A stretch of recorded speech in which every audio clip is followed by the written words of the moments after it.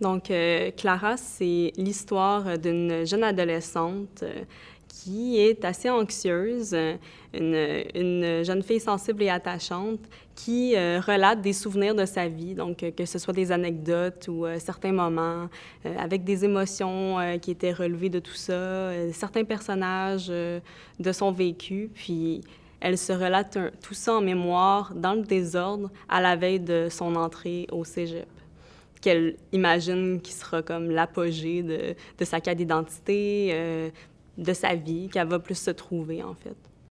L'idée m'est venue pour écrire Clara. Je suis partie de souvenirs de moi-même, en fait, de souvenirs que j'avais. Puis il y a une partie de ça que c'était un peu ma propre thérapie. Donc, je considère que ce livre-là, c'est de l'autofiction. Je me suis inspirée de certaines personnes, d'événements, de perceptions que j'avais, puis d'émotions. Puis en même temps, bien, aborder le thème de l'anxiété, pour moi, c'est important parce que je sais qu'il y a plusieurs personnes qui sont aux prises avec ce trouble-là, qui ont des doutes de soi, qui passent par là, en fait, dans leur vie. Puis je voulais offrir ce soutien-là à d'autres jeunes, à d'autres gens qui pourraient lire le livre et s'y reconnaître. Le personnage de Clara est beaucoup inspiré par moi-même. Les autres personnages, il y en a beaucoup qui ont été inspirés de personnes que j'ai côtoyées ou que j'ai connues. Il y en a que c'est des hybrides de plusieurs personnages. Donc, ce qui m'a surtout inspiré pour ce livre-là, c'est la perception que j'avais des gens et des choses à cette époque-là, à ces époques-là, parce qu'on couvre quand même de l'âge de 5 ans à 17 ans. Ma mère a décidé de m'appeler Clara parce qu'elle tripe sur le ballet de Casse-Noisette. Ben, c'est ce que je pense. Elle m'a confié un jour avoir hésité entre ce nom-là et Julie, mais il y avait déjà 3 Julie dans notre famille.